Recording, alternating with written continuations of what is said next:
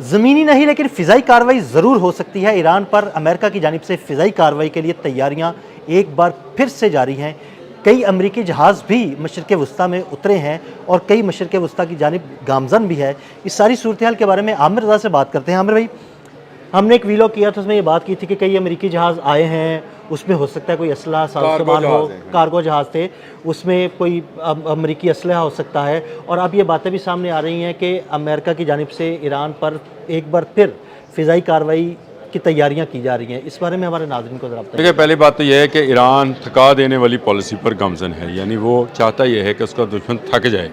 America Aahista Aahista frustration का शिकार होते चले जा रहे हैं। ये जो डोनाल्ड ट्रंप ने कल बयान दिया ना कि ईरानी लोग मुझसे कह रहे हैं, ईरान की हुकूमत मुझसे कह रही है कि वो बहुत तंग आ चुके हैं और उनसे जो हालात हैं वो कंट्रोल नहीं हो रहे।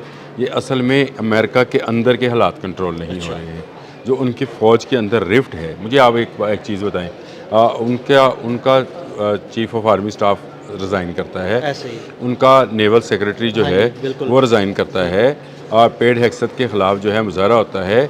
नो किंग की मूवमेंट कहाँ पर चली? अमेरिका के अंदर। अमेरिका में एक डिनर के बाहर फायरिंग होती है जिसको हमला करार दिया गया डोनाल्ड ट्रंप पर, वो कहाँ पे हुआ? अमेरिका में। आपने कोई एक इस नोयत की खबर जो है ईरान से सुनी है तो मुझे ज़रूर बताइएगा। मैंने ये तलाश करता रहा हूँ कि ईरान से किसी जगह से मुजाहरा सामने आ जाए, किसी जगह से किसी पर हमला सामने आ जाए। वहाँ पे रैलियाँ निकाली गई, रैलियों में मसूद पशकियान जो हैं वो शामिल होते रहे, अब्बास अरागची शामिल हुए, लेकिन किसी ने किसी पर कोई ना हमला किया, ना कोई नारा लगा। तो ये इसका मतलब ये है कि ईरान की जो गवर्नमेंट और ईरान के जो लोग हैं, पब्लिक है, वो आपस में जुड़े हुए हैं और मुत्तहिद हैं। मामला कहाँ पे है, फ्रस्ट्रेशन कहाँ पे है? वो अमेरिका में है, और अमेरिका ब्लॉकेड से भी वो फ़ायदा हासिल नहीं कर पा रहा है जिसकी उम्मीद उसको थी। देखें, पहले इन्होंने हमला किया था तो कहा था कि 3 दिन का काम है, ईरान घुटने टेक देगा। बिल्कुल, उसमें नाकामी हुई। 40 दिन जंग करते रहे, नाकामी हो गई। अब नाकामी भी हुई, फिर मार पड़ना शुरू हुई। पहले हिजबुल्लाह जंग में शामिल हुई, फिर हौज़ी शामिल हो गए, फिर इराक की मलेशिया शामिल हो गई। ये एक 4 तरफा यह है, इसको कहेंगे, जंग जो है वो शुरू हो गई। उससे वो ये निकलने के लिए इन्होंने जंग बंदी वाला और मुज़ाकरात वाला काम शुरू किया। इस दौरान इन्होंने दोबारा से अपनी तैयारियां शुरू कर दी हैं। देखें ना, आप आयरन डूम उठाकर इसराइल से मुत्तहिदा अरब अमीरात में शिफ्ट कर रहे हैं, तो इसका मतलब है कि आप मुत्तहिदा अरब अमीरात से भी फ़्लाइट ऑपरेशन कर सकते हैं। ऐसे ही है, बिल्कुल ऐसे, ताकि उस पर अगर हमला हो तो उसको आयरन डूम के ज़रिए रोका जा सके। ये एक ऐसी सूरत हाल है जिसमें मैं पहले भी इस बात का इज़हार कर चुका हूँ, दोबारा कर रहा हूँ कि मुज़ाकरात की आड़ में एक और जंग की तैयारी की जा रही है।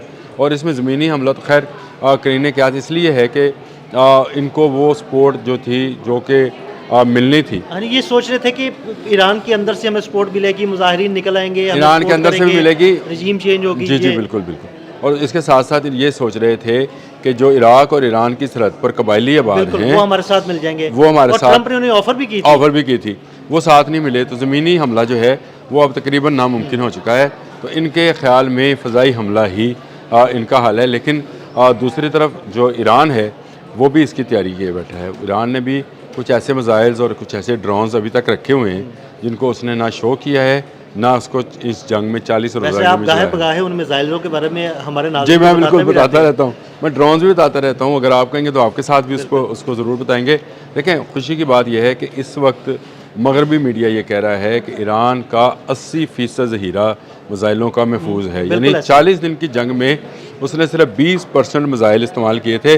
और फिर मैं दोबारा कहूँगा, अली लारिजानी ने बिल्कुल ठीक कहा था जंग के आगाज़ में ही कि हम सब पुराने मिसाइल चलाएंगे, हम नए नहीं चलाएंगे। एक जानिब मीडिया ये कह रहा है कि ईरान का तकरीबन 80% ज़ख़ीरा मौजूद है मिसाइलों का, दूसरी जानिब अमेरिका में शोर मचा हुआ है कि उनके टोमाहाक मिसाइल जो है ना, उनका ज़ख़ीरा तकरीबन ख़त्म हो चुका है। 850 मिसाइल वो चला चुके हैं और इंटरसेप्टर्स उनके तकरीबन ख़त्म हो चुके हैं। कल आपने वो जहाज़ वाली स्टोरी जो है, 5 वाली स्टोरी है, उससे पेट्रियाट जो है उसकी बैटरीज को तबाह किया गया। अब मुझे बताएं, उनका शाहिद ड्रोन जो है वो दुबई पर हमलावर हुआ था, मुख्तलिफ बिल्डिंग्स को उसने निशाना बनाया था। तो क्या आयरन डूम उसको रोक पाएगा?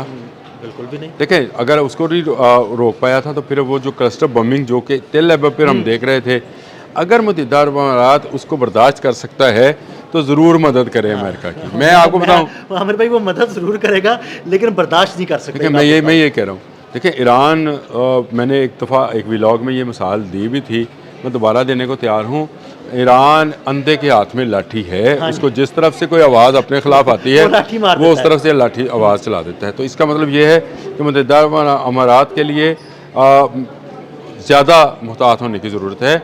और ये जो अमेरिका की धमकियाँ हैं या एयर स्ट्राइक्स हैं, ये मुझे लगता है कि अब वो मुत्तहिदा अरब अमारात की तरफ से, देखें अल-अदीद की तरफ से शायद ना कर पाए।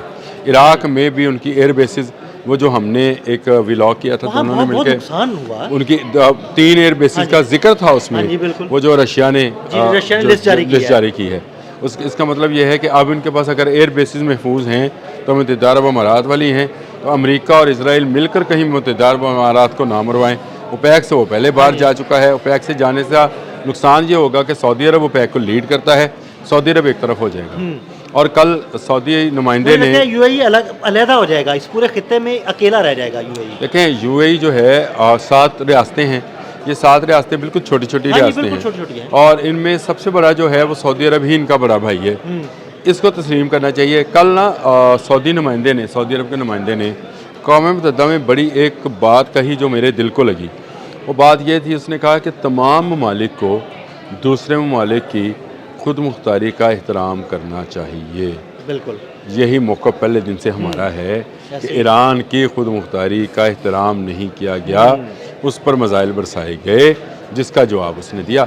सऊदी नुमाइंदे का ये बयान जो है, मैं इसको ईरान के हक़ में बयान समझ रहा हूँ। देखें ऐसे अगर खुद मुख्तारी, तो ईरान ने अमेरिका और इसराइल पर हमला नहीं किया था। इसराइल और अमेरिका इन गल्फ स्टेट्स के साथ मिलकर ईरान पर हमलावर होते, तो इसका मतलब है उसकी खुद मुख्तारी को चैलेंज किया गया था और वो हक़ दिफा रखता है।